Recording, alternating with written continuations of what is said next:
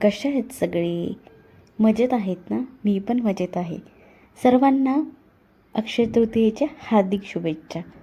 अक्षय तृतीया तर उद्या आहे, पण ना आज म्हटलं देवघर स्वच्छ धुवून काढावं.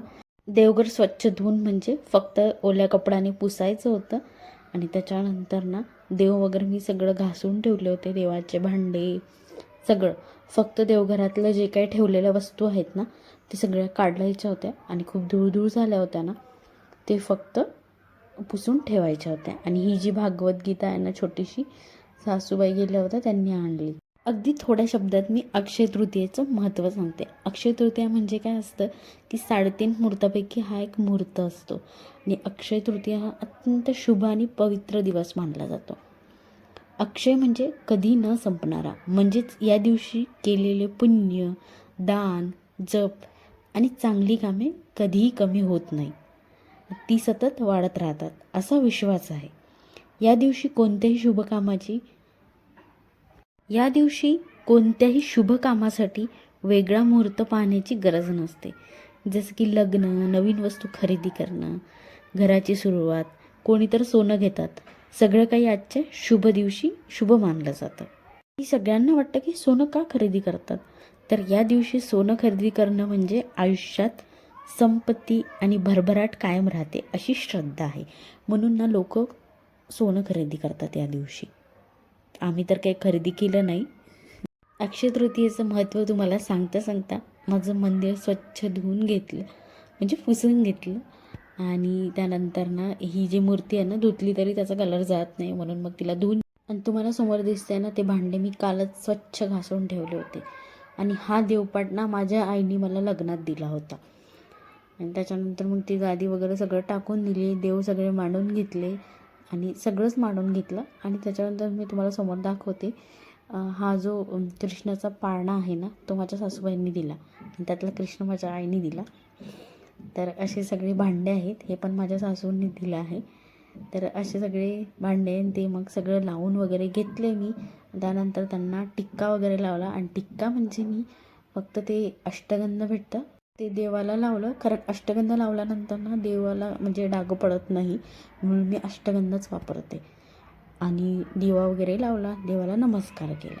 त्यानंतर हा जो ब्लॉग आहे ना तो दुसऱ्या दिवशीचा आहे. सकाळी सगळे कामं मी पटापटा आवरून घेतले होते आणि हे बाहेर गेले होते.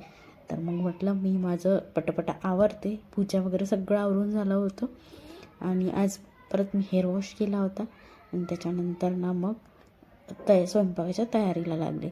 सगळ्यात आधी भाजी बनवून घेतली होती. आणि हे जे बनवत आहे ना हे पन्हं आहे, म्हणजे कैरीचं पन्हं असतं ना ते आमच्याकडे ते बनवतात, आंब्याचा रस नाही बनवत. आणि हे म्हटले की मला पुरी खायची आहे, म्हणून मग पुऱ्या वगैरे बनवून घेतल्या आणि भजे काढून घेतले. आणि त्याच्यानंतर ना कुरड्या वगैरे असतात ना त्या नवीन बनवल्या, त्या तळल्या होत्या. आणि त्यानंतर मग देवाला नैवेद्य वगैरे दाखवला आणि आम्ही मग जेवण वगैरे करून घेतलं. आणि आम्हाला काही पितृपक्षांचं काही करायचं नव्हतं, कारण सासू सासरे आहेत त्याच्यामुळे ते गावाला करणार होते तिकडे सगळं. तर ते मला माहीत नाही सासरी कसं करायचं, कारण मागच्या वर्षी आम्ही माहेरी गेलो होतो. कारण ना आमच्याकडे कसं आहे की आजी अगोदर वारली, त्याच्यानंतर आजोबा वारली.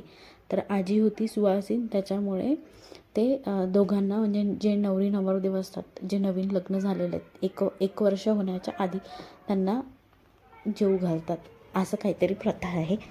तर मग त्यांचे म्हणजे माझ्या बाबांचे आईवडील समजून मग आमचे पाय वगैरे धुतले होते. त्यानंतर अक्षदा वगैरे लावल्या आणि आमच्या आईबाबा आमच्या पाया वगैरे पडले होते.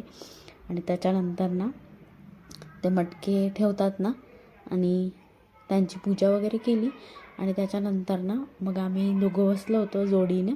आणि नंतर मग आईने पत्राळ वाढली होती आणि आम्हाला ते सगळं जेवायचं होतं. तर अशी प्रथा आमच्याकडे आहे. तुमच्याकडे कशी आहे ते मला कमेंटमध्ये सांगा, म्हणजे मला पण माहीत पडेल कसं असतं कोणाकडे.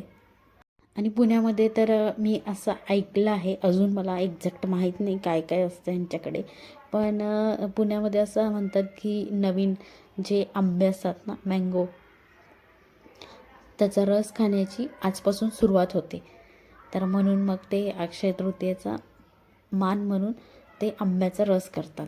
कैरीचं पन्हं आहे ना ते नाही करत, पण आमच्याकडे ना कैरीचं पन्हंच करतात, रस नाही करत.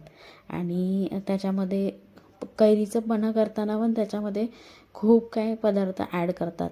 म्हणजे जो वाळा असतात ना त्याच्या मुळ्या वगैरे टाकतात आणि अजून विडा वगैरे असतं ते असं खूप सारं, आणि ते वेगळ्याच प्रकारचं बनवते आणि खूप छान लागतो, टेस्टी लागतो तो.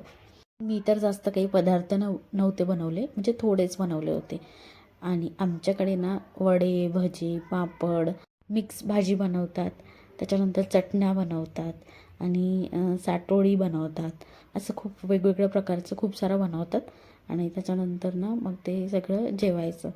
आणि कैरीचं पण तर ते सगळं टाकून बनवतात. तर असं बनवतात. आता प्रत्येक गावची वेगवेगळी पद्धत असते, तसं आमच्याकडची अशी पद्धत आहे. आणि तुम्हाला सांगायचं राहिलं आहे, एक अजून करतात कुरडया आणि पापड्या. पापड्या म्हणजे गूळ पापड्या करतात.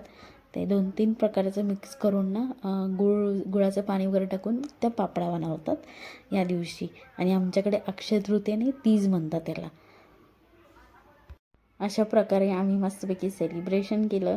गोडधोडमध्ये मस्तपैकी जेवण केलं आणि त्याच्यानंतर ना आराम केला मस्त, कारण संडे होता आणि आम्हाला तेवढं काही काम नव्हतं. आणि त्याच्यात आमचं पार्सल पण आलं होतं, ते मी तुम्हाला नेक्स्ट शॉर्टमध्ये दाखवेन पण. आणि आम्ही घर पण छान डेकोरेट केलं आहे, त्याचा पण व्हिडिओ मी टाकणार आहे. तर चॅनलवर नवीन असाल तर लाईक करा, शेअर करा आणि कमेंट करा आणि मला सांगा. चला तर भेटूया नेक्स्ट ब्लॉगमध्ये.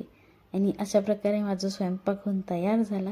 त्यानंतर देवाला नैवेद्य केला आणि देवाला नैवेद्य करून ताट ठेवून पाणी वगैरे फिरवून घेतलं आणि त्याच्यानंतर तुळशीला पण नैवेद्य केला. तर असा होता आमचा आजचा दिवस. चला तर भेटूया नेक्स्ट ब्लॉगमध्ये. तोपर्यंत बाय बाय.